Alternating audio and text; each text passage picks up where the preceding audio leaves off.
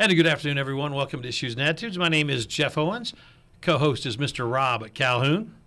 Thanks, Jeff. Filling in for Michelle today. Since we're going to talk sports, look who's in the, if you're watching, Mr. Brian Halsey, the new head football coach at Charleston High School. Thank you very much, guys. Glad to be here. I'm glad you could come. It worked out perfect because there's no school today, and for at least for the high school and things like that. So everybody probably knows all the story of where you've been and that, but let's go. I want to go back to the day that you actually found out for sure. They called you, texted you, phoned you, brought you in, and said, "Brian, we're bringing you back to be the new head football coach." How was that day? It was pretty exciting. It was Friday before the board meeting next Wednesday, and they kind of let me know that it was going to go that way, and I still had to clear everything with my wife, and she and my sons got on board on that Monday, and then I found out for sure it was official Wednesday night in the hospital. She had knee replacement surgery, so it was surreal, but it was very exciting and very emotional. There you go. Now that you're going and you've taken over the reins, I mean, tell us the process of meeting the kids and getting them ready for the fall. So we've had a couple of meetings. Great number turnout. Numbers are getting better and increasing. We're in the weight room, speed development. I've got some coaches finally in the building, and we're going around identifying kids, and we're, for lack of a better term, we're recruiting. Hey, let's get out here and be a part of something special, and let's get this thing going the right direction. I understand. Well, the good thing about it is you have been away from Charleston coaching for a while, but you've still been in the building, so you probably know a lot of these kids already. I do. I usually, if I don't have them as a freshman, I get them as a sophomore and occasionally a junior. The relationships have been there, and that's kind of one of the reasons I wanted to get back in, because these kids, you just see it in their eyes, the disappointment sometimes and the hard work they're putting in. It's, I wish I could do something to help them. Speaking of coaches, can you talk about who you've secured so far for coaching staff, including one local legend? I'm very excited. The staff, it could be the best one I've been a part of in 32 years. I have Carl Wolf, Cliff Campbell, Ken Ratliff, Austin Pankey, Tony Coffey, A.J. Alexander, Colin McInerney, Tyler Hanner. And I'm sure there's somebody in there I forgot, and I apologize. But these guys have already been in the weight room and been enthusiastic and building relationships with kids. So I'm excited for them. They're high-energy guys. Alex Cable's a big one I forgot. He's going to be our D coordinator. He's high energy, so is Ken Ratliff. It's going to be fun. There you go. I know that Ken had been coaching down at Cumberland for a while and done a great job there. And you talked about your defensive coordinator. Who are you going to have run your offense? That's going to be me. That's something I've always done and I like. Was very fortunate when not being the head coach here any longer. I got to continue that down at Newton. I had a great time down there with Jason Fulton, and that's something I want to do and continue to do and lead us forward. When you have to go away from your love of Charleston and you go to a new school like Newton, what do you do? What did you do down there that you learned differently that you can kind of bring back? I mean, when you get away, sometimes it is okay. Sure. Just to relax a little bit, not sweat the little things. I've aged, I've mellowed. I don't stress over the little things like I once did. Just some technique things and some setup things that I like that I'm going to bring back from down there. Those guys were great. That community was phenomenal. Open armed to my family and I, and did a lot for us. But yeah, it wouldn't change anything of that experience. Jason was tremendous. The rest of those guys on that staff, and we're going to bring some things back. Major, not necessarily, but significant. There you go. You talked to us earlier about weight training and speed conditioning. Tell us a little bit about that as far as what you're doing right now. Okay, it's great. 3 days a week. The kids get out of school on Monday, Wednesday, Thursday. Within about 10 minutes, they're in the basement of the high school. Alex Cable and Tyler Hanner and Brad Oakley, the track coach, are down there doing their speed development. plyos. That's going very, very well. Documentation, posting their improvements and increases. And then they head up to the weight room where they're with me, and they work their tails off from about 4 to about roughly 5:30. And then we finish up with core. Which is pretty intense, and there's never a complaint, never a groan. You don't have to motivate, you don't have to push them. These kids are pretty special, and they're certainly working hard. Last year, Charleston ended strong. I think won their last 4 games. So definitely the cupboard isn't bare. So how do you put expectations coming into a group of kids you know but you haven't coached? Well, there's really not a lot of pushing for it. They know what they're capable of doing. We reiterate to them daily in the weight room that there's something special brewing here, and they're taking kind of by the horns and rolling with it. They want to win. They want to experience the playoffs, and I want them to. I want our community to have that Saturday afternoon 1 o'clock game, and that kind of stuff carries over. You build those kind of relationships and you win, and then it rolls into basketball and it rolls into your spring sports, and it makes for a good educational year. There you go. You talked to me off the air too about some of the things that you have been doing and some of the things you want to instill. And one of them is actually watching video, and you said you've already watched hours of video. I have watched a lot of tape just on last year, just kind of evaluating some athletes and then finding strengths and weaknesses. We got to build upon those things. We certainly don't want to put round pegs in square holes, but we're taking the weaknesses, building upon them, trying to put kids in a position to succeed, because doggone it, they're putting in the time, and they deserve it. In addition to myself, I've got staff guys that are Ken Ratliff and Alex Cable and Cliff Campbell. Those guys have watched a ton of film as well, so we're avid and eager. What can Charleston fans expect? I'll look for the offensive side. Are you going to have an attack up tempo, or have you even got that far yet? No, we know what we're going to do. We're going to do just what we did in the past. We're going to be pretty much a West Coast I formation that I learned many years ago from Gerald Temples in my stint at Mattoon. But it's also going to be. You did look good in green and gold. Thank you. We're going to be flexible. We'll go some one back. We'll run some zone. If we get in a situation where we need to throw it, they're loading the box, we have the ability to throw it 30, 40 times a game. So we're going to be aggressive. Up tempo, yeah, we could. Are we going to sit here and say we're a no-huddle ball club and run a play every 11 or 12 seconds? Not necessarily, but we're flexible enough to where if we had to pick it up, we can. That's a good answer. I like it. You talked earlier to me about the speed that you're going to have on this team too. Is it going to resemble the last team that you had that made the playoffs? Without a doubt. Matter of fact, I think this squad may be faster and quicker, and that's a credit to Coach Cable and Coach Oakley and their speed development. These kids are athletic. They're quick. Times are great. I'm seeing 40s that are in the 4.5s and 4.6, and that's something we haven't had at Charleston High School in quite a while.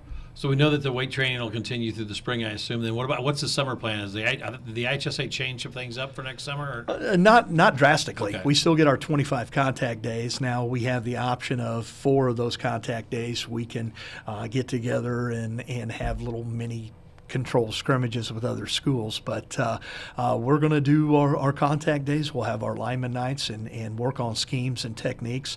We'll have our 7-on-7 nights, hopefully get involved in some 7-on-7 with some area schools, and then hit our camp at the end of the school year, the summer period, and be ready to go. It seemed like last year's 7-on-7s kind of dwindled because we were coming off the COVID and those schedules kind of went away. Do you see those picking up again? Yeah, I do, and hopefully I think we're going to have some track renovations this year, but in the future I'd definitely be interested in hosting a 7-on-7 and bringing some schools in and showcasing our campus. But those are essential. I really like installation in the summer, getting stuff taught to where when we hit the season, we can polish, and go into that opener. It's kind of frustrating when you don't necessarily get that work done in the summer, and then you're scrambling to get things in before that opener. So we got a full slate ahead of us. There you You go. talked about the opener a little bit. You're going to be playing a Hersher team that Charleston opened up against last year. Probably a team that you have not seen in person before. How do you prepare for a team like Hersher?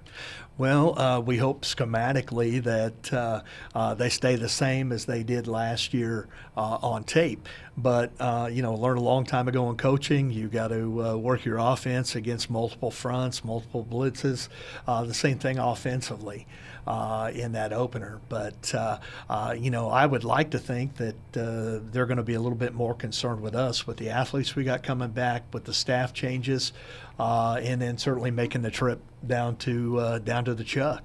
We're talking with new Charleston football coach, Mr. Brian Halsey, today here on Issues and Attitudes. Brian, I want to take you to what Rob was talking about, that first game, Hersher. It's Friday night, late August, couple minutes before kickoff.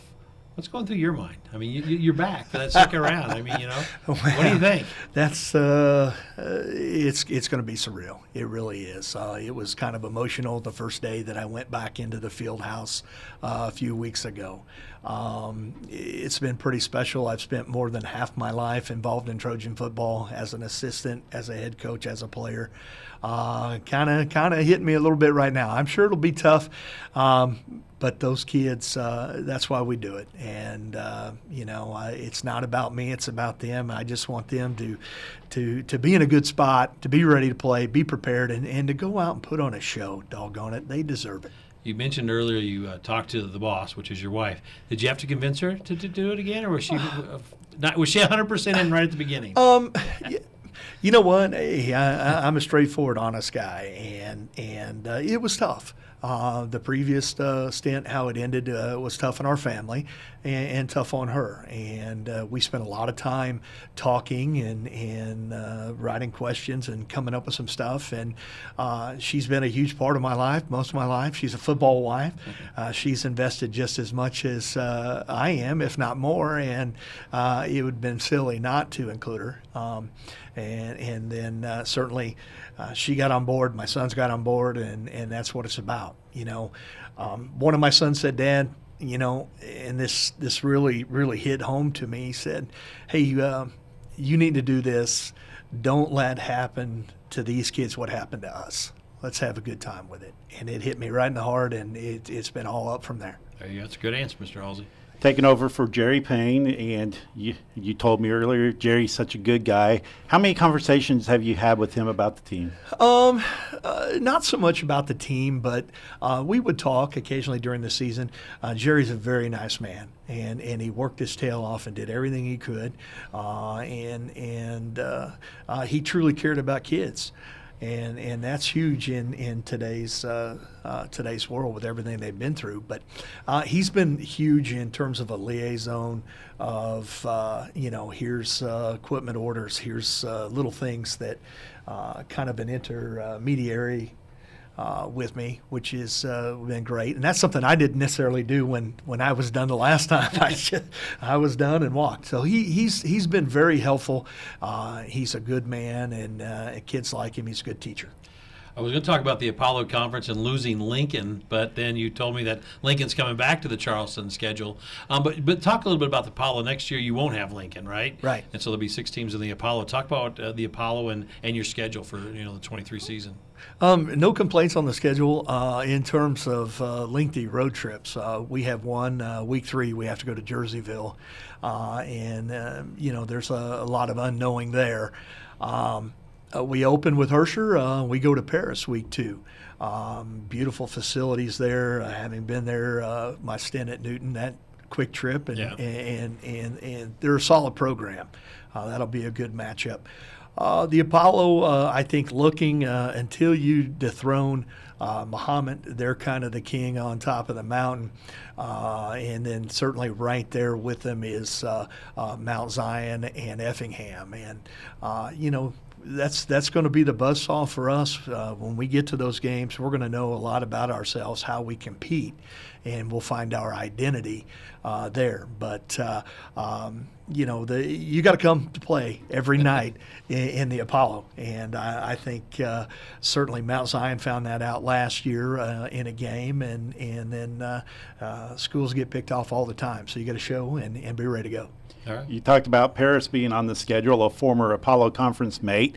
At the end of the season, you're taking on Salem, also another former Apollo Conference team. Yeah, that's nice. They fit well. They really do in terms of school size. They're competitive, have some good coaches. I'm not a fortune teller, obviously, or I sure as heck wouldn't be in this business. But I think realistically, with how conferences are jumbling around, it might only be a matter of time before we maybe see the Robinsons and the Newtons and the Alneys maybe looking to come back.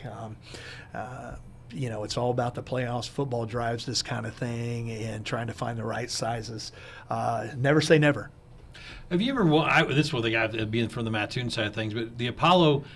How do they decide who's in charge of the Apollo Conference? Do they have a commissioner, or is it a group of the athletic directors? How does that work? It seems like that conference never really is not always getting the information out to the people fast enough, like you see some of the other conferences.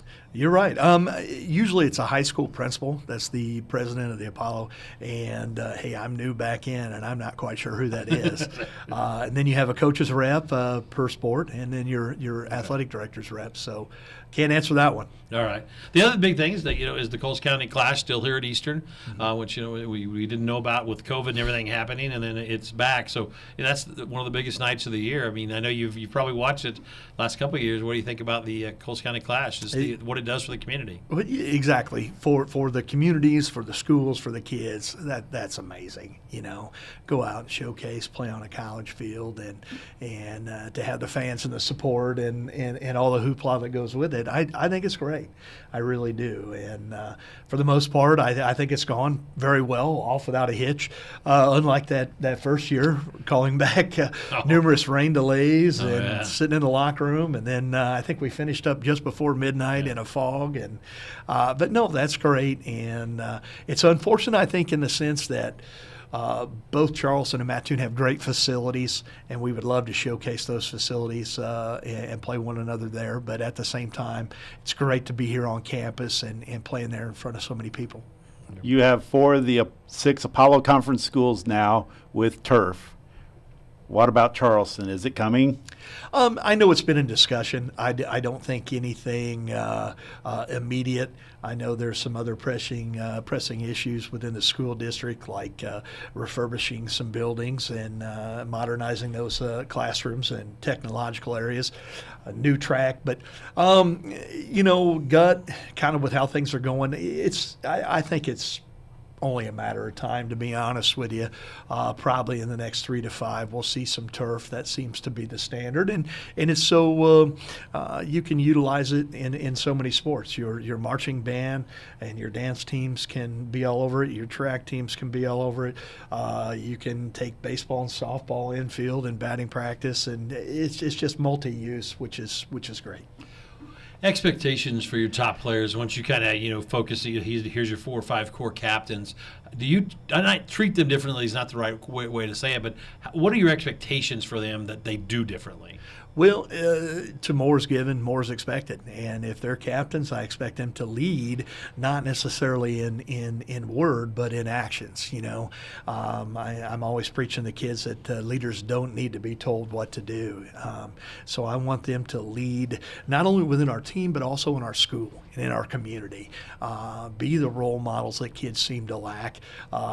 Kids know who these people are. Adults know who these athletes are. Kids may not know them. So just be good people and do the right things. And they're kids. Yeah. They're gonna have a bump in the road here and there, but that's part of building relationships. And you've mentioned COVID a couple of times. Look at the stuff they've been through, academically and in their lives. And we want them to play and have fun and inspire. All right. When you think about the coaching, is there a toughest part of coaching? Yeah, there sure is. I think the toughest part is the hours. And it doesn't get any easier the older we get, that's for sure. But just making enough time for everybody. Yeah. You try to get time with family. You try to get time with these kids. There's times when kids need to come over on the patio and cry on a shoulder and talk to you. And that's stuff that the public doesn't see. That's stuff that you don't really see in coaching manuals is how much these young men that oftentimes you see more than their own parents.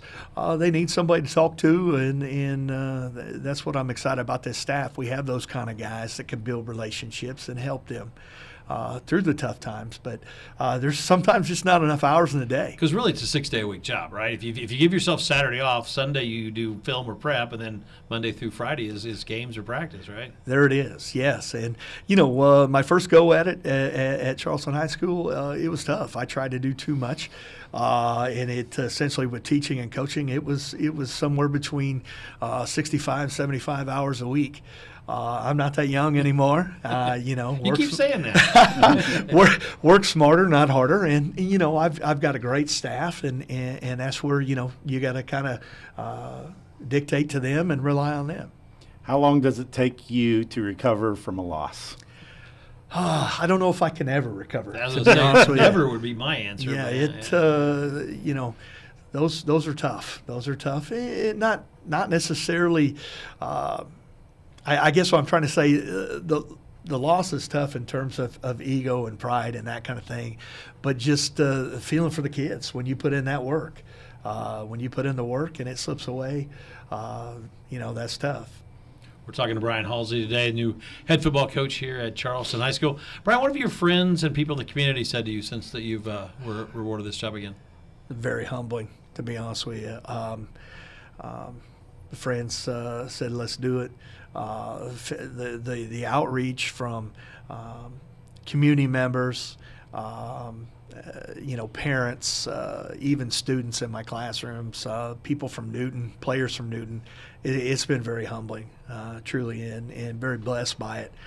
The only thing I have a good buddy, Chris Clayton. We spent a lot of time on the bass boat last year, and he wasn't really happy in terms he of lost his fishing partner, huh? He sure did. So, but no, they've been great. Those guys have been community members, moms, dads, even nurses. When they found out at the hospital when I was there with my wife, it's been phenomenal, and the support is very, very humbling. Charleston has a really good JFL program. How do you work with them to give them the tools that they need to help them succeed? That's a great question, Rob. Ironically enough, the first meeting I had, other than with the team, I went to a JFL meeting and sat down, and they understand that it's a feeder system, and just coordinating and offering insight. We're going to have some mini coaches clinics coming up, practice organization. We'll get into some drill work stuff where I'm meeting with them. And then essentially it'll spill over to where they're coming out and observing drills and stuff that we're doing in the summertime, and vice versa. So, when I talk Charleston football, we're truly talking a program, and we mean 5th through 12th grade. We want kids at those lower levels using our terminology, those coaches instilling our systems to where by the time they come to high school, second nature and muscle memory. There you go. That's a good question. Do you have a coaching mentor, somebody that you looked up to? Oh, gosh, A couple of them, maybe? Yeah, Al Moldy, who was at Eastern and had some great years there. His son moved in, and we became instant friends. Kind of grew up in O'Brien Stadium. Ball Boyd actually had a job with the St. Louis Cardinals. Oh, yeah. When they were there. I was around football, loving it. He was instrumental. And to this day, I thank him. Harold Breuer, who was probably the best coach I ever played for, was a baseball guy, basketball guy. And then, too many to mention. But I've taken something from a lot of the men I've been around. Verlin Myers getting me started. Bill Munkin, I can't say enough great things about Bill Munkin in the sense that he put me at the next level in terms of tendencies and the film work, but off the field stuff. I learned a lot from Gerald Temples, and then certainly from Jason Fulton. So a lot of influences, but I think what got me into coaching essentially would be Al Moldy and Harold Breuer. All right. You talked about Jason Fulton a little bit. You went to coach with him for a little while down at Newton. What did he do to get you to come down there to be his assistant? This sounds a little dramatic, but he essentially saved my life. He really did. I'm walking around depressed, bummed out, self-pity, and he said, "Hey, man, come down here, help us. Let's have a little bit of fun, learn to love the game again." And it just happened to work out with both of our administrations, and he truly is a brother from another mother, and we had a blast.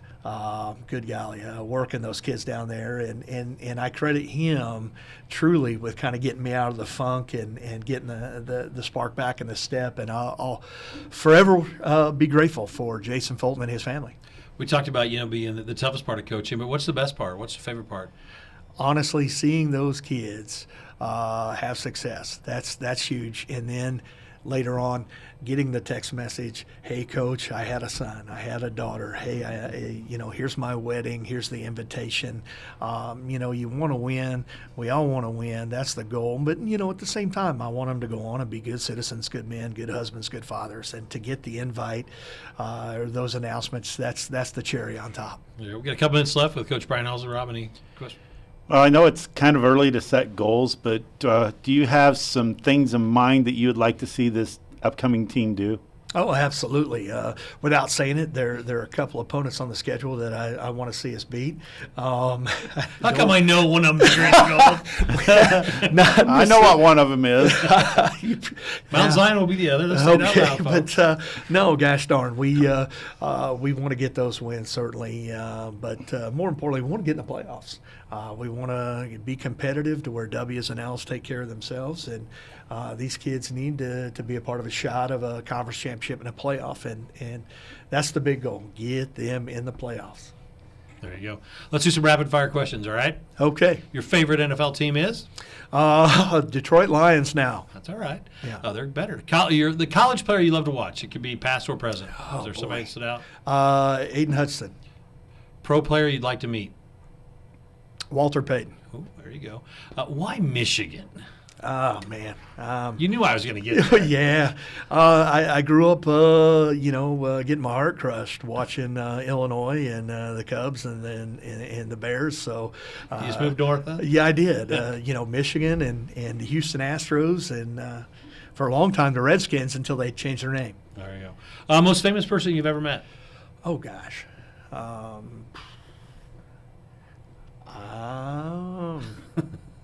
Nick Saban. I've met a lot of actors and actresses through a friend in the IndyCar business. So That's all right. TV show you can't miss? Oh, boy. Sons of Anarchy is probably one of my all-time favorites. I'm really into Yellowstone now. There you go. All right, I'll let you have the last question. Okay. Coles County Clash 2023 prediction by Brian Halsey. You have 5 seconds. A lot of passion, a lot of energy, a lot of fun. It'll be a game not to miss. Regardless of your community or team, get out there, support these kids. That's a good answer, isn't it, Rob? Yeah, what really was. Thanks, There you go. Coach. Thanks, Coach. Great to see you. Welcome back to Charleston. Thank you very much.